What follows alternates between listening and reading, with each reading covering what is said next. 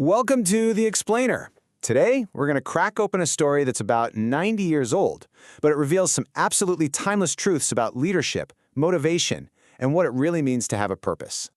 Okay, so here's how we're going to break this all down. We're going to start with a totally humiliating loss, then meet a very mysterious benefactor, and see how a winning team gets forged from the ashes. Then we'll get into the fascinating art of motivation that leads to a victory nobody saw coming, and it all wraps up with the master's final and kind of shocking lesson. So, the story kicks off on January 1st, 1935. We're looking right into the diary of our narrator, who's a star cricket player, and man, his team just lost, and he is completely and utterly crushed. You can just feel that raw emotion, right?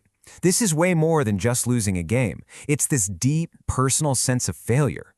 But here's the thing. He knows exactly why they lost, and it had nothing, and I mean nothing, to do with a lack of talent. And this is where it gets really interesting. You've got this huge paradox. On paper, their team was way stronger. They should have walked all over the competition. But the reality? They got stopped. And why?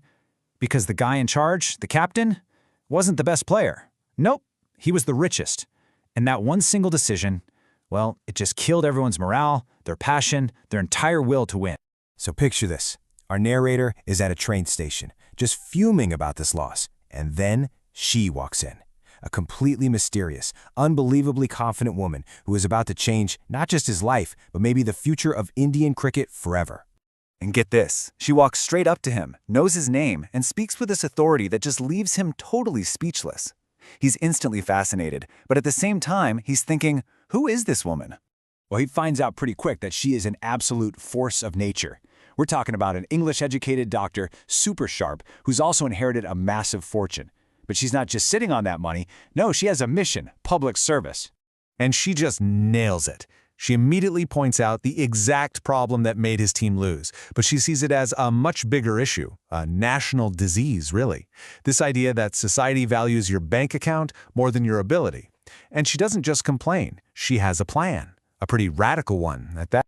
See, Helen is not someone who just talks a big game. She acts. She takes her immense wealth, her unwavering focus, and starts this incredibly audacious plan to build a brand new team, literally from the ground up.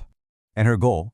It's as simple as it is revolutionary. Create a true national team, one that represents the absolute best talent in the country, based on one thing and one thing only, merit. And she wants our narrator, the best player, to lead it. So, she literally goes on this wild cross-country tour. She's funding the whole thing herself, handpicking every single player.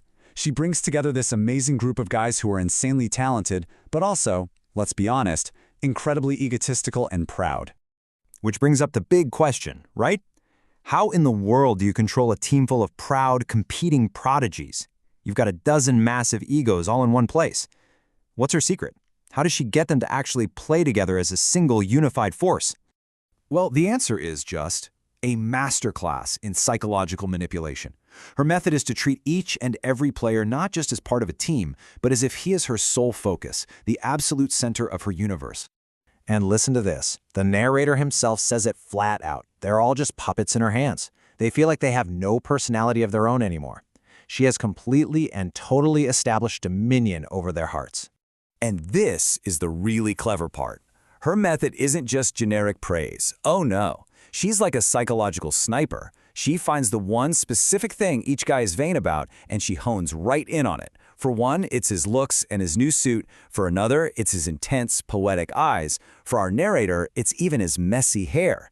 By making each man believe he is uniquely special to her, boom, she secures his absolute, unquestioning loyalty. So now she's done it. She's taken this collection of individual stars and forged them into a single, devoted weapon. And the stage is set for the final, monumental challenge, a match against the seemingly unbeatable Australian team. So, picture the scene. A massive crowd. We're talking 50,000 people, all watching. And this new team, they play with a passion and a unity that is just off the charts. Why? Because they're not just playing to win anymore. They're playing for her. And the result? It's an absolute landslide, a victory by a full innings. They don't just win, they completely dominate. They do the impossible, avenging all of India's previous defeats and instantly becoming national heroes. But right at that moment, the absolute peak of their triumph, when the crowd is roaring and they're all dreaming about what's next with her, she's gone. Just vanished. No goodbye, no explanation. She is simply gone. Sometime later, she summons them all one last time. They all show up, probably expecting a huge party, a celebration, a continuation of their shared dream. Instead, what she delivers is her final and most brutal lesson.